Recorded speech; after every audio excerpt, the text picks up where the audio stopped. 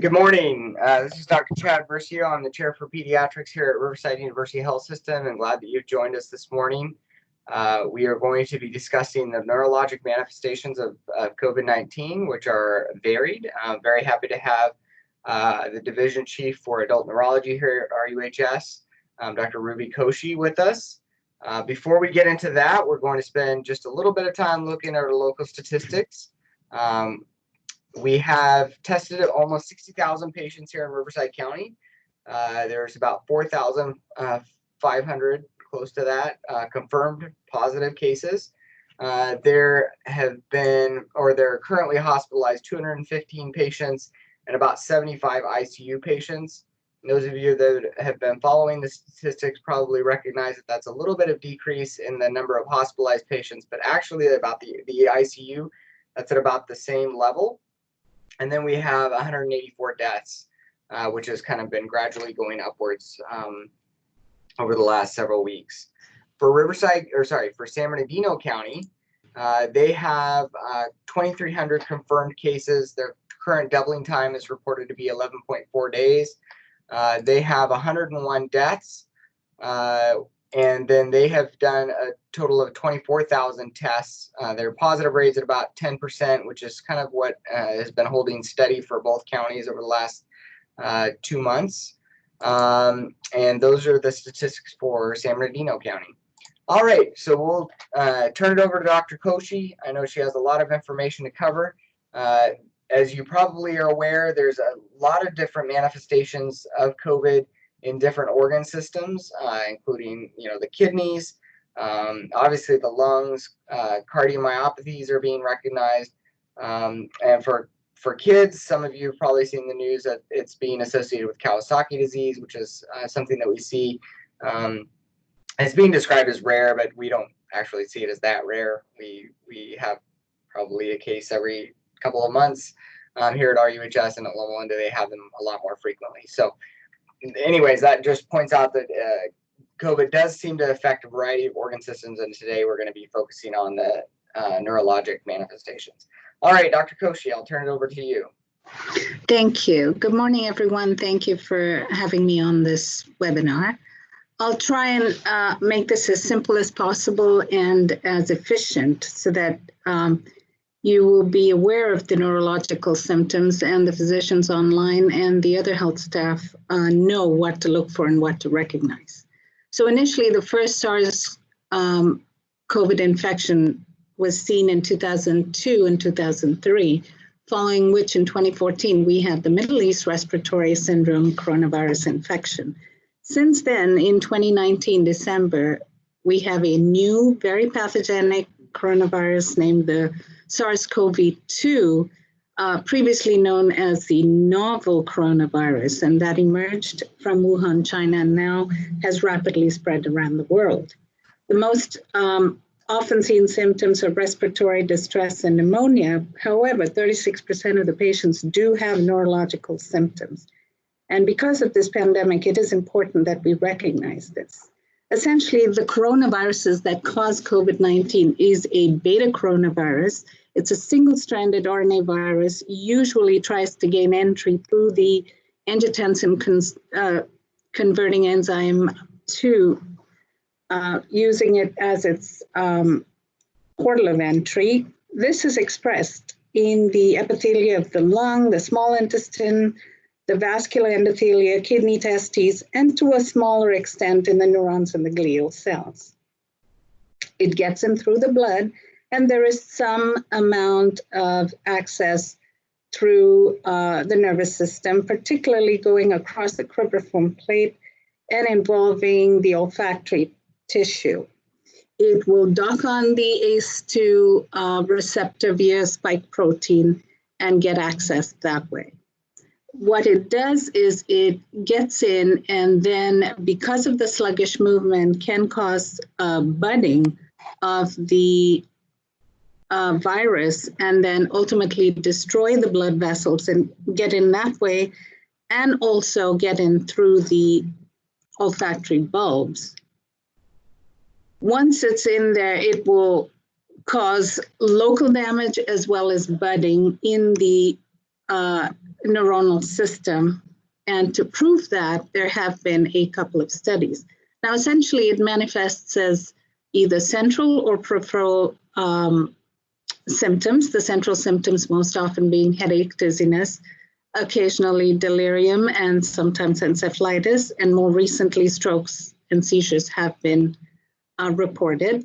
The peripheral symptoms would be anosmia, which would be loss of the sense of smell, loss of taste, muscle pain, and some parainfectious manifestations such as Guillain-Barre syndrome.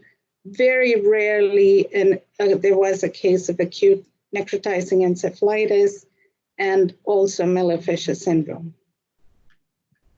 Now, the hypothesis is that it may also play a role in the respiratory failure of COVID-19 patients. This is still debated, but there have been papers to suggest that this is the case. Like I said, it gets in through the blood and the olfactory system. And the reason they hypothesize this is because there are 6 other known human coronaviruses, of which the ones I mentioned earlier, the SARS-CoV-1 that was initially diagnosed in 2002, 2003, and the MERS that was diagnosed in 2014, both of them have been shown to cause respiratory failure and access through the hematogenous and the nervous system.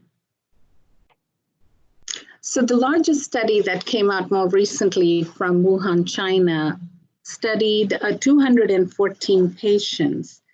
They were proven positive with the SARS-CoV-2 infection. 88 of these patients had severe infection, and 78 of those patients with severe infection had neurologic manifestations. 5.7% of them presented with strokes, 14% had impaired consciousness, 19% had skeletal muscle injury, and then varying percentages of dizziness, headache, loss of taste, and smell. There was a study that came out of Italy that studied, I forget how many patients, I think it was, 283 patients. And of the 283, 130 of them presented with an altered sense of smell or taste. So this has also been recognized as one of the manifestations of the COVID-19 infection. The first case of meningitis and encephalitis was reported from a Japanese hospital. This was a 28-year-old male who had no history of travel, who had initially presented with fever and headache, initially treated as if this were a flu, despite the fact that he had a negative test. However, 9 days later was found unconscious. And at the time, workup showed that he had ground glass opacities in the lung on a chest CT. His CSF was positive for SARS-CoV-2, and he was treated for the viral meningitis and the pneumonia. This is what his MRI showed. I'm not sure I can show you this, but this shows the medial part of the temporal lobe that looks very hyperintense. There was a rare case of an acute necrotizing encephalopathy, which has usually been seen with other viral illnesses, particularly influenza, and most often seen in children, not as often seen in adults. However, there was a female airline worker in her 50s who presented with a 3-day history of cough, fever, and altered mental status, and subsequently was found to have SARS-CoV-2. And this is what her MRI showed.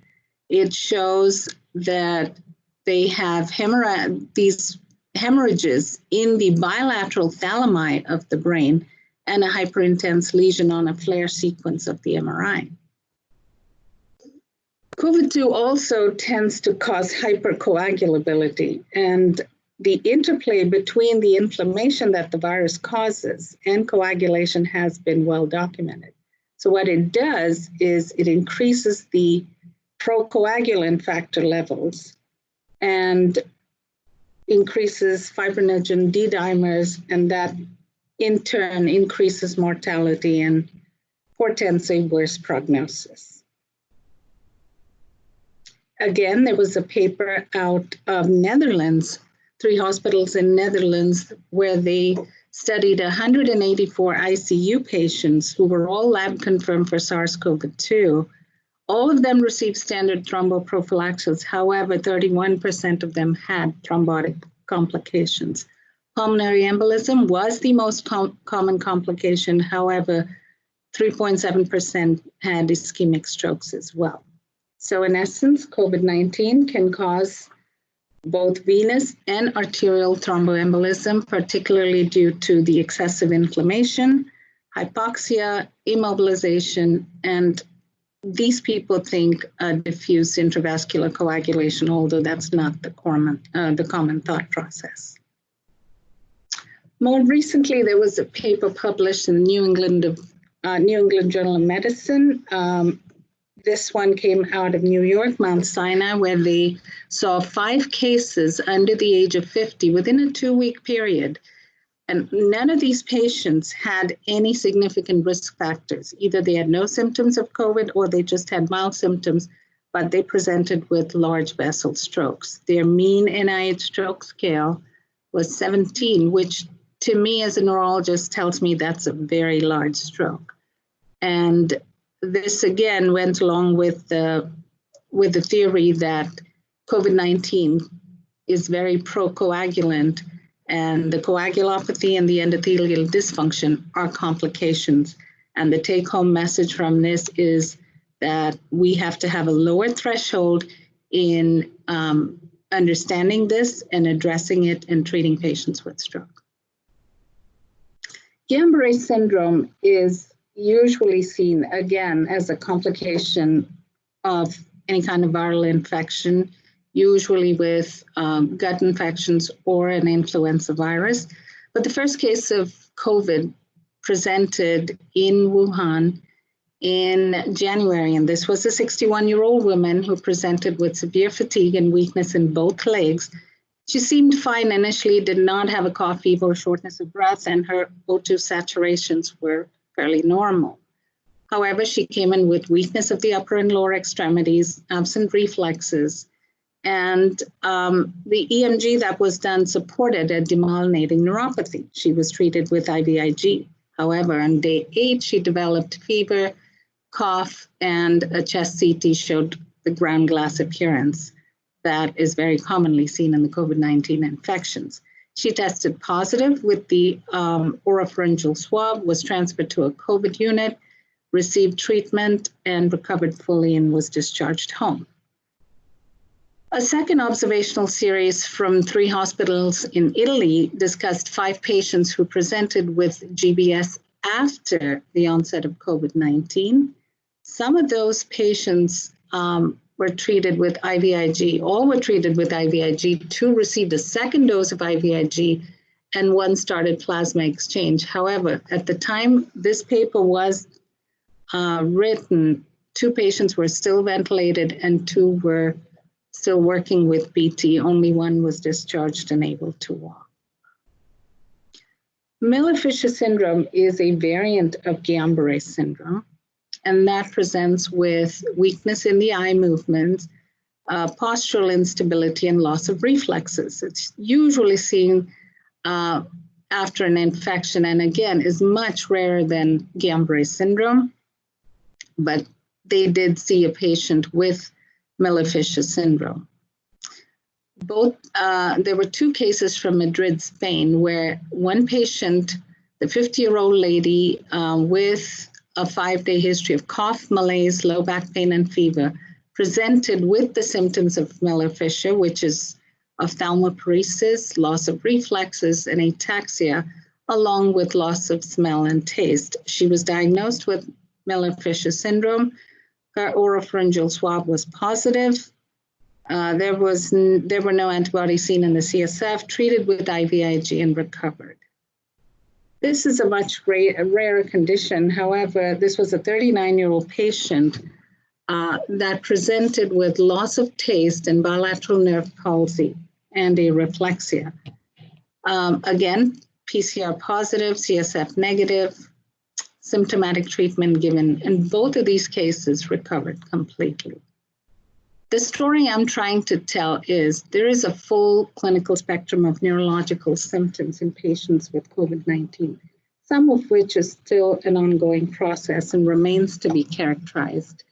It's important for clinicians to be aware of these conditions and manage them and address them as and when they appear.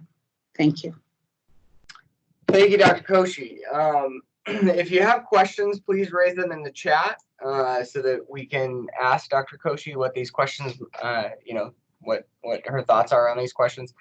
One of the interesting things that I had seen, out of this case reports out of New York was that it was not a paper specifically, but it was a news article that mentioned that an interventional radiologist had been called in to kind of address some of these young patients that were having large strokes.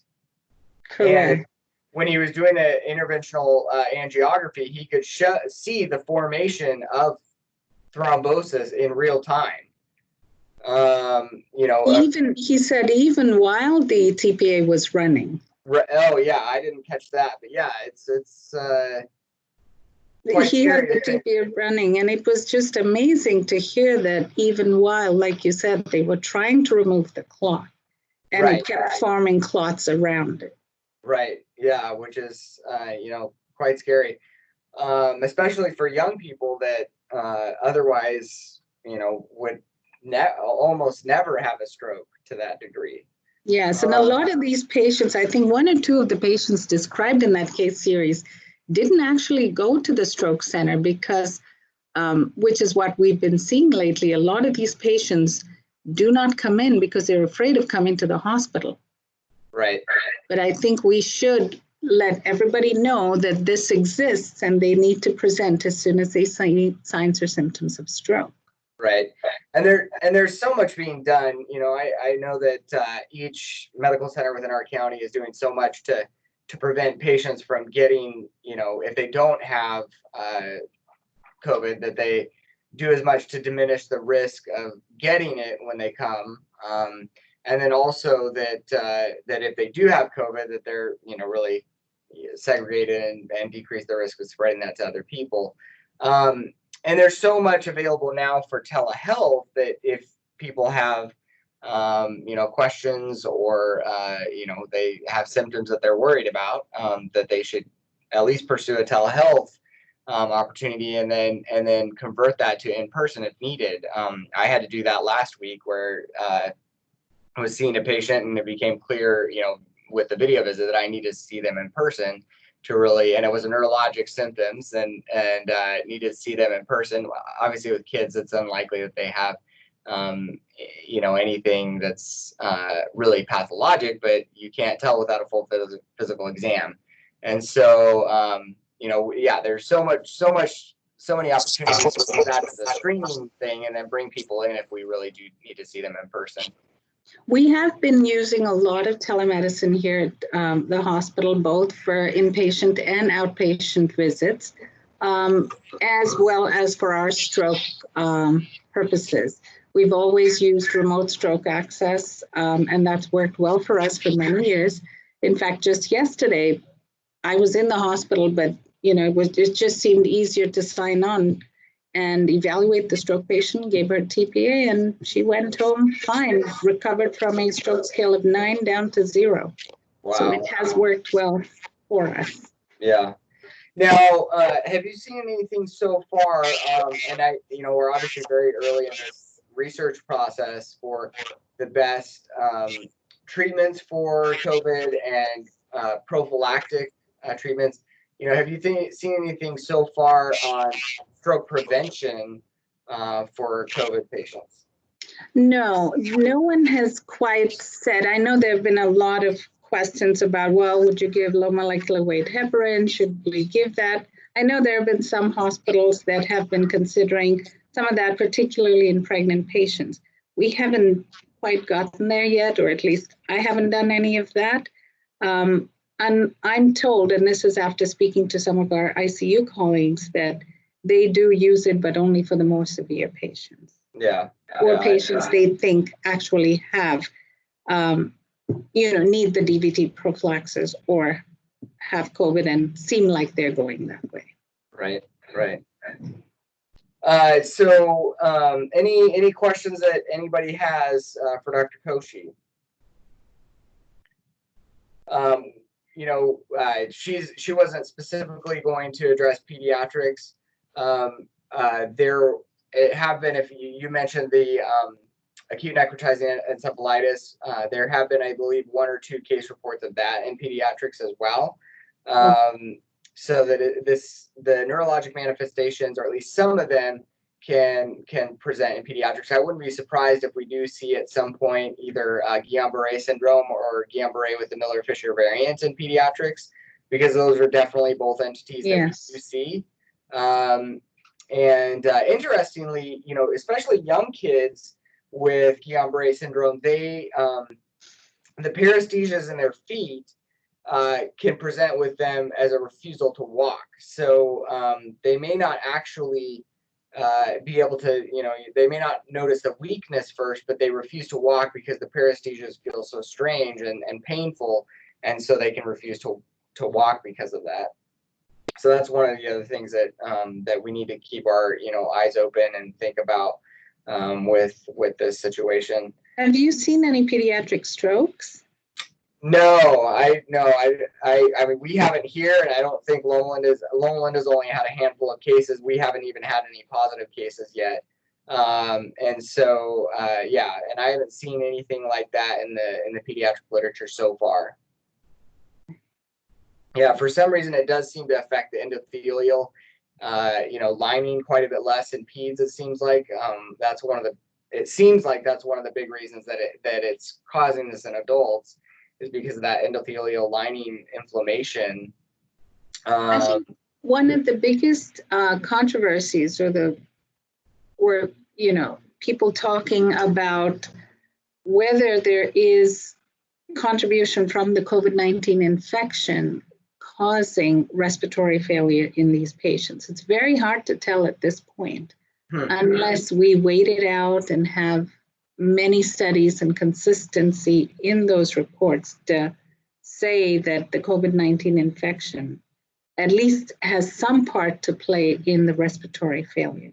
Because once they get access to the brain and they invade the brain stem particularly, which is where the respiratory center is, there is the potential for it to contribute, and that it's not just entirely the lung tissue being compromised that's causing this. Yeah. However, that is still an ongoing debate. Yeah, that will be really kind of interesting to see how that evolves over time. All right, well, I think that's probably enough for covering the neurologic manifestations. Thank you for tuning in this week. Hope that this has been helpful. Just please, of course, recognize that these are things to consider in the evaluation of patients that present to your medical centers, so that you isolate them until they can be tested, and then diminish the risk for staff and other patients. That's, of course, one of the primary things that we're trying to do, is make sure that we properly assess. And continue to assess, because some of these patients come in with one set of symptoms, but then it evolves over time. Either they come in with the neurological symptoms and then develop the COVID symptoms, or they have the COVID symptoms and then develop the neurological symptoms. Either way, they need to be closely monitored. Right. Yeah. Thank you. So thank you so much for joining us. Hope you all have a wonderful day. Thank you. Bye-bye. Bye.